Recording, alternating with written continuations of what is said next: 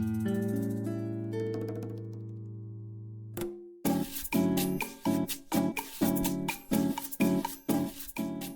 everyone, and welcome back to A Book Nerd and the Bible. My name is Sam, and each week I take a look at some of my favorite stories and how they compare to some of my favorite biblical ones. This week we are on the third and final part of our discussion of Harry Potter and the Nativity story. We've discussed the villains and the side characters, but today we are actually turning our attention to the stars. That's right, we are taking a look at how we are introduced to Harry Potter and Jesus of Nazareth. If you haven't listened to the first two episodes, then I really encourage you to go back and start at the beginning. Of course, I think the conversations in and of themselves are really cool, but I also give a lot of context and history for both of the stories in those episodes. So if you want to join the conversation from the beginning, then I highly recommend going back to listen to those. Our first two podcasts also focus mainly on the Gospel of Matthew for the Nativity story. I'm actually going to be bouncing around the Gospels a little bit today, but I will do my best to let you know which Bible verses I am pulling these stories from. I think it is going to be a tremendous way to conclude our look at the origin stories for Harry and Jesus, and I'm really excited for this episode. As a final reminder, I do want to say that I am going to be discussing details we learn later in the Harry Potter series, so if you haven't read the books and you want to avoid spoilers, then I recommend stopping here.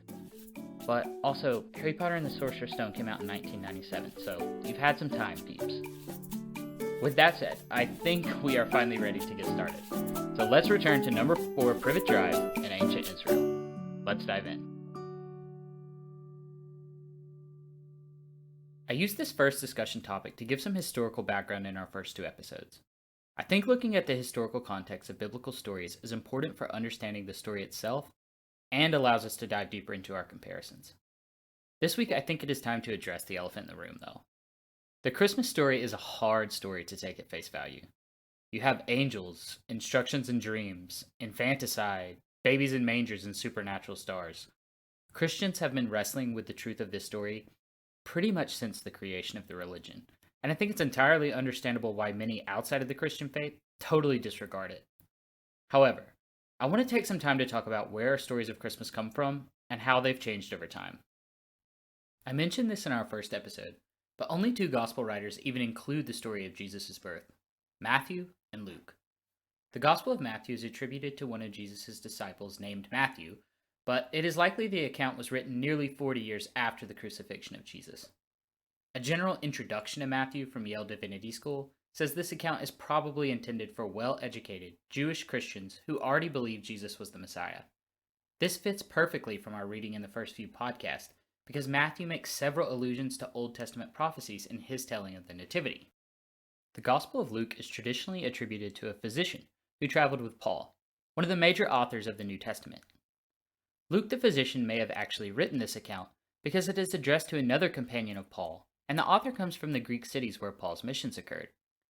Interestingly, the Gospel of Luke is written for a primarily Greek and Roman audience. This gospel may be an attempt to make Christianity appear more acceptable to a Roman audience, and some scholars think Luke is even antagonistic to certain aspects of Christianity that appear more Jewish in origin. Luke is also telling the first history of the Christian church, and this gospel is a two-part history that starts with Jesus in the Gospel of Luke and continues with the history of the church in the book of Acts. I personally find it fascinating that the two gospels that include a narrative about Jesus' birth are aiming to do two entirely different things. These authors aren't trying to give historically accurate descriptions of Jesus' life, so they don't mind including details that might not necessarily be true if it would make their audience further appreciate Jesus' status. This is super important for us to remember when we read the Nativity stories. Although some strains of modern Christianity believe the Bible is inherently true, the truth is that the authors of the Gospels of Matthew and Luke just did not think that way when they wrote these stories. The goals of these authors really help us understand why the Bible contains two different nativity stories. The author of Matthew wants to bridge the gap between Jesus and the Hebrew Bible, so his telling of Jesus' birth is filled with references to Old Testament scripture. His audience would have understood these references to be a fulfillment of Jewish prophecy and a reassurance of Jesus as the Messiah of Israel. Luke has a much more difficult task of situating Jesus in Israel and explaining why he is still relevant to Gentiles. His nativity story is more about painting a picture of where Jesus came from than fitting Jesus into an already existing idea. So, we can see that the story of Jesus' birth already meant different things to different people at the beginning of Christianity.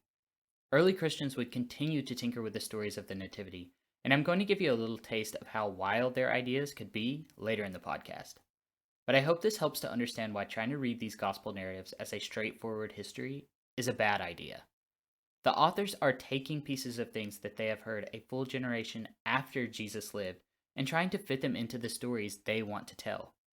When you layer 2 more millennia on top of these differences, then you get our modern Christmas traditions, like Christmas trees and stockings. It's easy to see how this would confuse people. That being said, even though the gospel accounts may not render an historically accurate description of the birth of Christ, there are still plenty of reasons to examine them.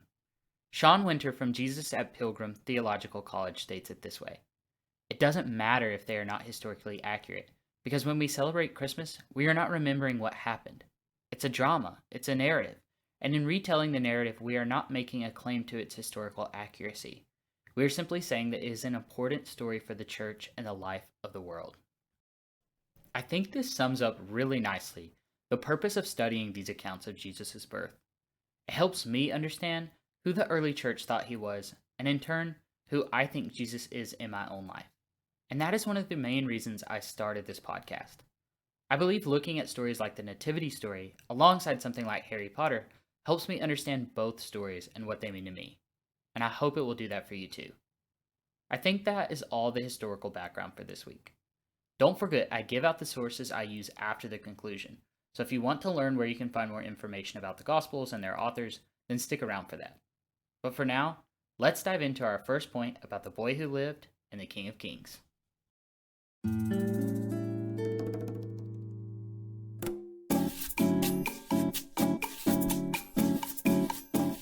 We have already made a few connections between Harry and Jesus in our first 2 episodes.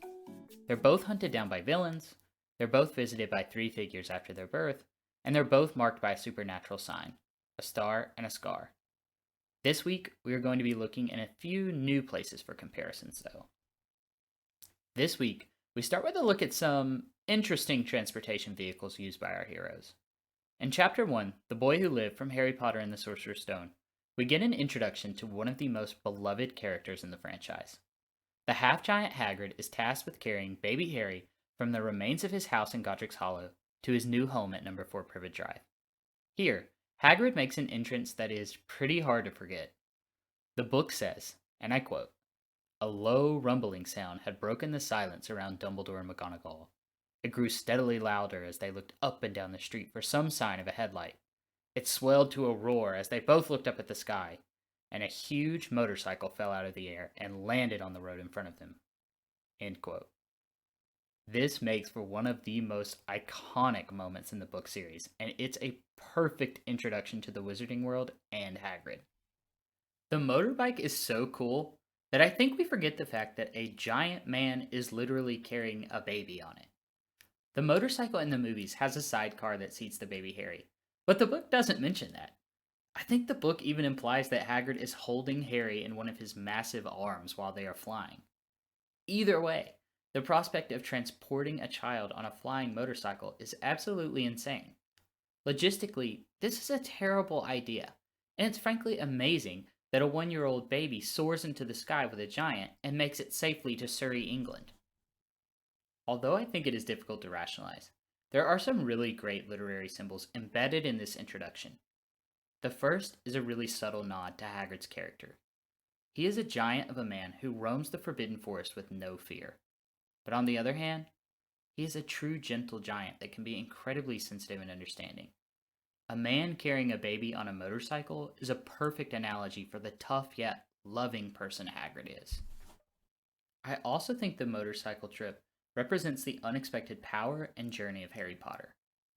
No one expected a seemingly normal infant to be able to vanquish the Dark Lord, and yet, Harry manages to do so. He has an unexpected power that manifests at the perfect time for the world. Now, a seemingly normal motorcycle that can fly is given to Hagrid at the perfect time as well. Hagrid can't perform magic, and he's too heavy to ride a broom. Which kind of makes you wonder why he was even given this task, but anyway. The motorcycle is a reflection of this unexpected power given to Harry. The motorcycle ride itself is probably a foreshadowing of the unusual journey Harry takes on his way to defeating Lord Voldemort. Harry lives in obscurity for 11 years, is whisked away to Hogwarts by the reappearance of Hagrid, discovers his background, and overcomes a laundry list of difficult obstacles to stop Voldemort in just book 1. The rest of the series continues the uncertainty and unpredictability of Harry's life. A motorcycle ride over England is just one of the ways Harry ends up taking the long way around to figure something out. The fact that Hagrid is in control of the vehicle may be just another hint that Harry himself isn't in control of the places his journey takes him. As impractical and illogical as the motorcycle seems, it is a fitting first ride for someone who will experience some truly crazy things throughout the books. Switching gears. I think anyone who has ever gone to a church Christmas play can probably recall some of the details to their mind. One part of the play typically contains a reenactment of Mary going to Bethlehem and riding on a donkey. The image of a pregnant woman riding an uncomfortable donkey is pretty common on Christmas cards and cartoons. However, neither Matthew nor Luke has Mary riding a donkey. In fact, both stories leave out any mention of the couple's trip to the little town. So how did this become part of the story? Well, the Gospel of Luke gives us the imagery of baby Jesus in a manger.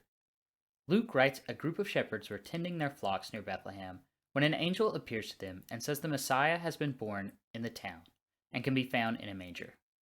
So the shepherds go to find him, and quote, "They hurried off and found Mary and Joseph and the baby who was lying in the manger," end quote. This is from Luke chapter 2. You have this great story where Jesus is lying in a manger and shepherds come to greet him. Early Christian writers and artists begin to associate animals bowing down to Jesus as a sign that the natural world recognized the Son of God. Eventually, that would lead to more elaborate stories of the birth, and Mary riding on a donkey would become a central part of those tales.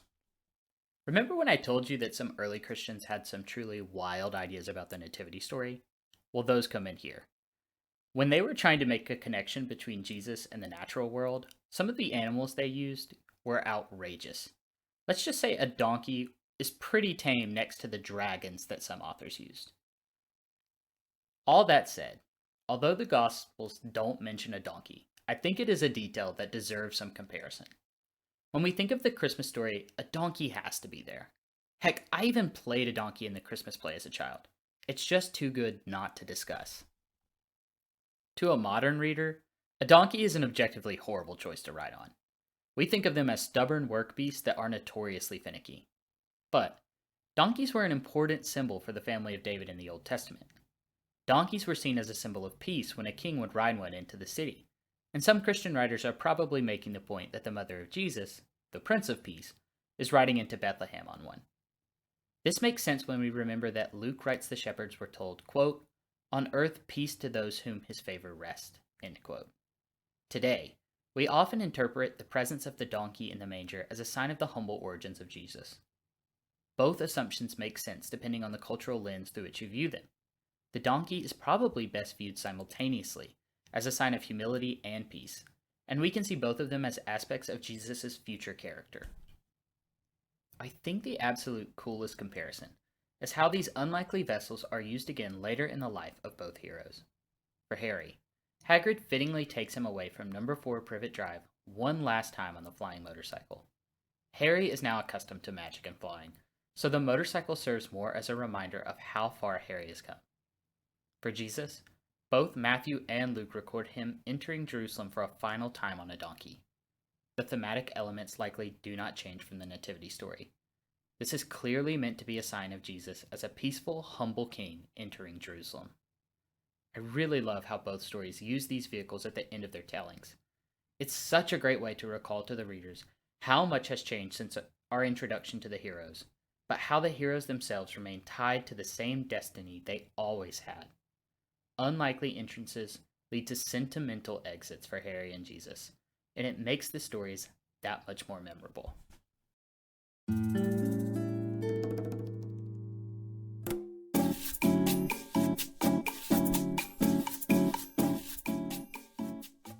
I want to fast forward a little bit to a story that takes place right after Jesus' birth. This comes from chapter 2 of the Gospel of Luke, right after the Nativity story. Luke tells us that Mary and Joseph took Jesus to the temple to perform essentially the equivalent of a christening. The Bible then introduces us to a man named Simeon who was righteous and devout, and the Holy Spirit had revealed to him that he would see the Messiah before he died. The scripture says, quote, "Guided by the Spirit, Simeon came into the temple, and when the parents brought in the child Jesus, to do for him what was customary under the law, Simeon took him in his arms and praised God, saying, 'Master, now you are dismissing your servant in peace, according to your word, for my eyes have seen your salvation, which you have prepared in the presence of all peoples, a light for revelation to the Gentiles, and for glory to your people Israel.' And the child's father and mother were amazed at what was being said about him." End quote. Then Simeon hands the child back and gives a super cryptic message.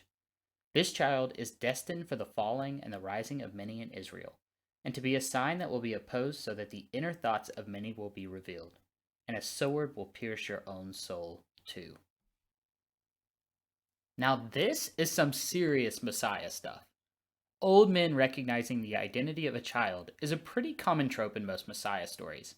For nerds like me, think Aang from Avatar: The Last Airbender. But then Simeon tells Mary that a sword will pierce her soul too.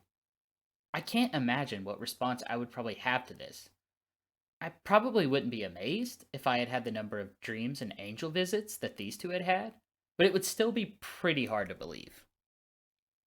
But wait, there's more to this story. Simeon isn't the only one to recognize baby Jesus that day. Luke goes on to introduce an older prophetess named Anna, who stayed in the temple worshiping day and night.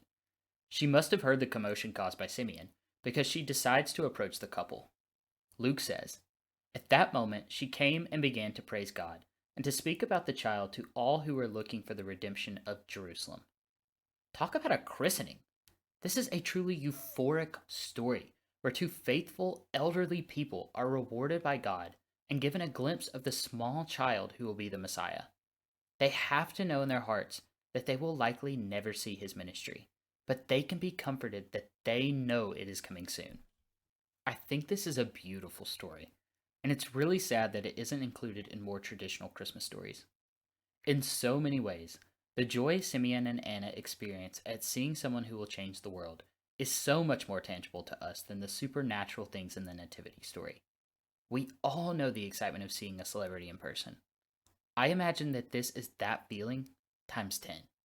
I think the Harry Potter series has a perfect scene to compare to this. Harry is not a baby like Jesus, but we get the first glimpse at his celebrity status here. When Hagrid takes Harry to London, they have to enter Diagon Alley through a small pub called the Leaky Cauldron, because Harry can't apparate yet. Harry tells us, "It was a tiny, grubby-looking pub. For a famous place, it was very dark and shabby." You can probably think of a few dive bars that fit that description in your own mind. But Harry gets a warm welcome, and is soon shaking hands with everyone there. I want to point our attention to two individuals who are singled out in the story: Doris Crockford and Daedalus Diggle. We don't get much of a description for Doris. She introduces herself to Harry, and then she keeps coming up to him to shake his hand over and over again. Harry recognizes Daedalus Diggle, who has apparently bowed to Harry in a shop before. This is a big deal for Daedalus. "He remembers," cried Daedalus, looking around at everyone. "Did you hear that? He remembers me." Both of these scenes serve as the moment when the outside world recognizes our heroes for who they are. They are moments of joy when someone the world has waited years to see is finally there in person. For Daedalus and Simeon, these are two men who are waiting for the Messiah to arrive. Simeon is told he will see the Messiah before he dies, and he greets Jesus with unbelievable joy.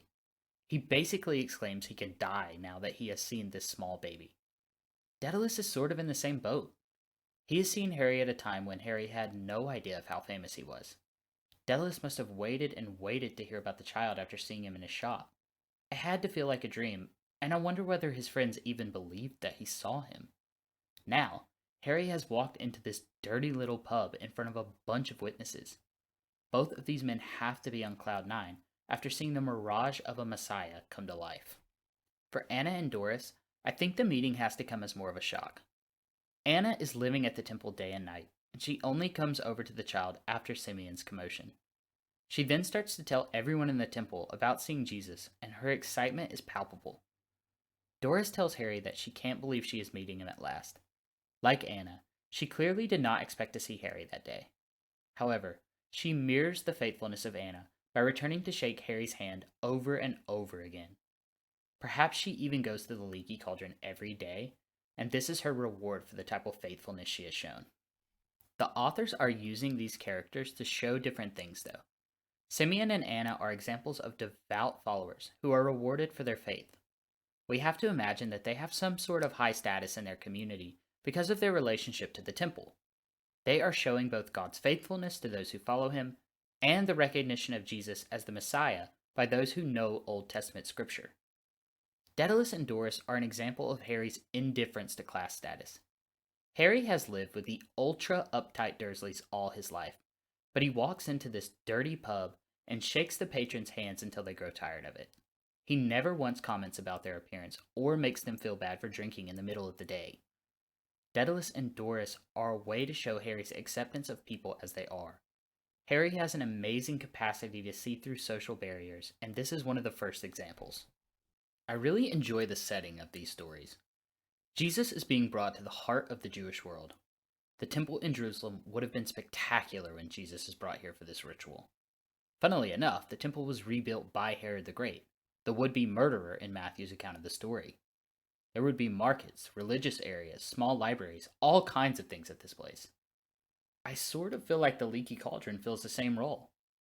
Is there anything more British than a pub? There are thousands of tiny temples scattered throughout Great Britain where people meet to spend money, talk literature or politics, and the inside of a pub can serve as a sanctuary away from the doldrums of everyday life just as much as a temple can. Both places represent where the normal meets the magical. Harry and Jesus are really welcomed with open arms at the most important areas of their culture. It's a perfect way to start our heroes' journeys into the larger world.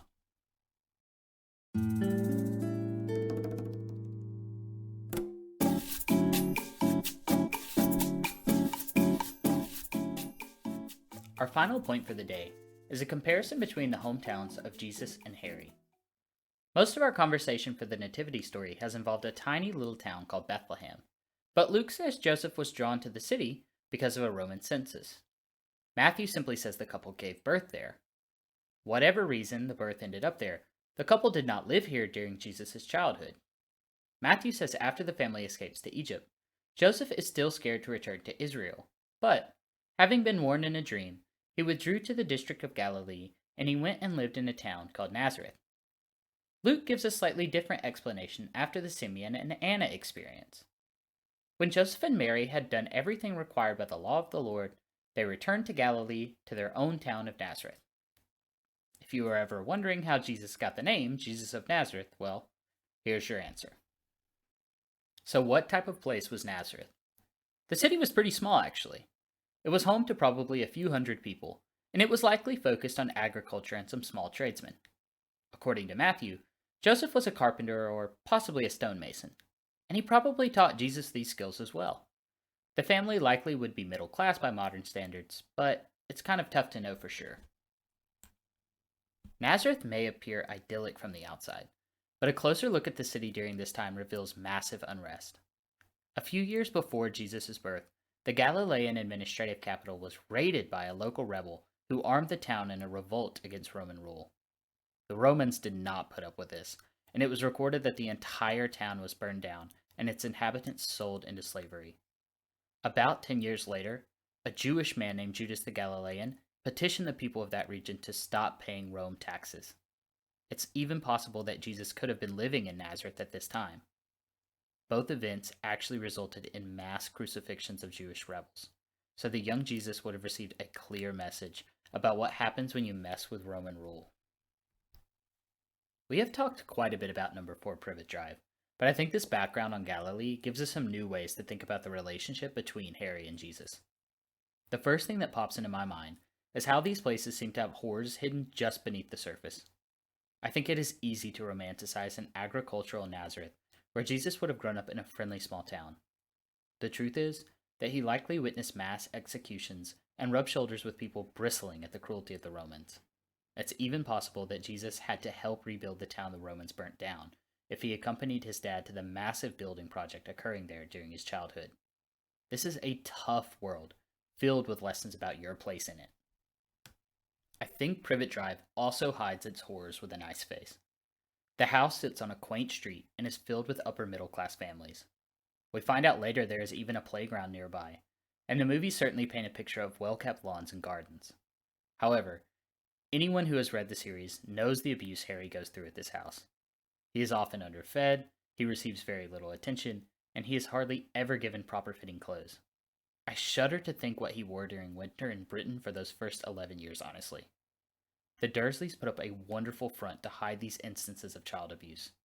They have the wealth and ability to take care of Harry properly, but they don't, because they're angry at him for being a reminder that another world exists. Privet Drive and Galilee may seem like safe places for children to grow up, but our heroes have to survive a hardship that they probably didn't realize at the time. I think the backgrounds of their hometowns also give us some revelation into what we see later in the heroes' lives. For Jesus, he preaches a pacifist style that rejects worldly possessions in favor of treasure in heaven. He has seen what happens when you fight fire with fire, and he is trying to share this lesson with a fractured nation, dealing with the same issues as Nazareth. He rejects wealth and power because he has seen how it corrupted the Roman rulers of his region. Why would he want to emulate that? He still speaks against both the ruling Roman powers for their cruelty and the Jewish leaders who are allowing it to happen, but his style is certainly formed by his background in Nazareth. Harry never loses sight of how it feels to have nothing. We see him sharing everything he has from the first scene aboard the Hogwarts Express. He is kind and gentle, and he is even sympathetic with creatures that aren't human throughout the series.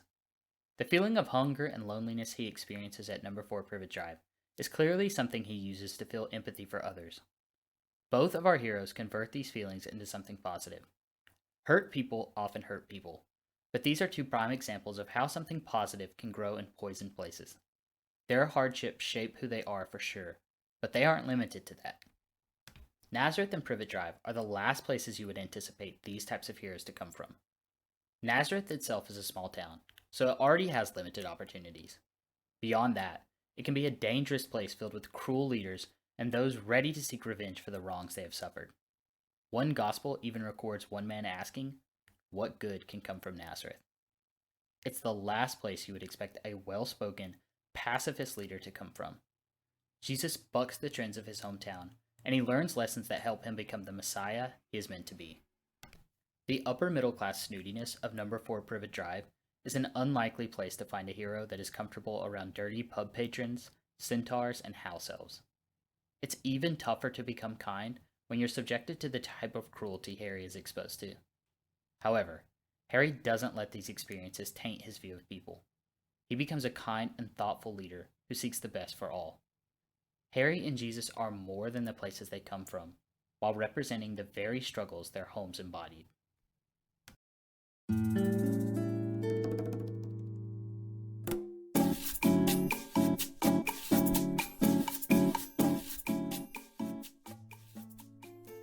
That is a wrap for our Harry Potter and the Nativity Story series. Harry Potter and the Sorcerer's Stone was a huge inspiration in my life, and I had a really great time breaking it down alongside the Christmas story. Honestly, I learned a lot about both stories going through it this way, and I hope y'all got something out of it as well. This is probably not the last time we will be entering the Wizarding world, so if you are an HP fan, expect to be making a trip back sometime in the future. I think this was a perfect way to start the podcast, and I'm excited to keep the comparisons going. As always, if you are looking for some sources to dig into anything you heard about today, then stick around after this conclusion where I share some of my sources. Next week, we will be starting a new series comparing the origins of Frodo Baggins from The Lord of the Rings to Jesus Christ of Nazareth. J.R.R. Tolkien himself was a prominent Christian, so I think we are going to find a lot of similarities we did and didn't expect in this series. The first episode is going to be comparing the role of Bilbo Baggins and John the Baptist for our two main characters. You are not going to want to miss that, so be looking for it next Monday. I want to thank you so much for listening, and if you enjoyed this little podcast, then please share it with others that are lovers of books, biblical comparisons, or anything in between. We are just starting out, so we need all the help we can to get the word out. Also, please check out our website at anchor.fm/booknerdinthebible, or find us on Twitter at booknerd_Bible. You can find the next episode of A Book Nerd in the Bible on Spotify, Apple Podcasts, Stitcher, or Good Pods. Thanks again, and may the book nerd in you be blessed until we meet again.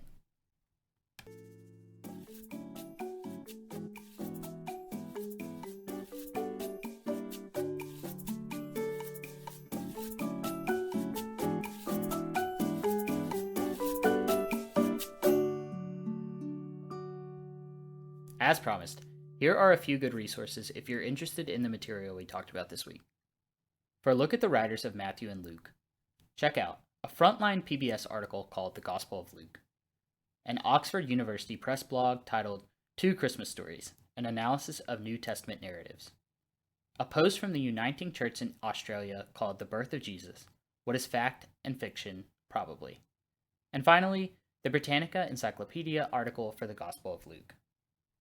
For a look at the meaning of donkeys in the Bible, then I recommend Lessons from a Donkey by Alan R. Rudnick, An Ox, an Ass, a Dragon?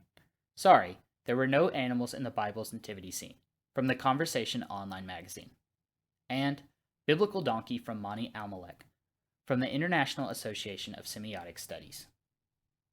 For more about the temple in Jerusalem during Jesus' day, look at the Britannica Encyclopedia article for the temple in Jerusalem. And finally, for a look at Galilee, Can Anything Good Come from Nazareth? The Hometown of Jesus by Paul Anderson in the Huffington Post. A CNN show called Finding Jesus. The third episode in the second season is devoted to Galilee. And lastly, The Life and Times of Jesus of Nazareth. Did You Know? By Ted Olson in Christianity Today. The music is Orange Juice on the Table by Monday Hopes. All these are great resources, and always feel free to reach out to me on Twitter if you have any specific questions about the information. Thanks again for listening, and I hope you'll join us next week.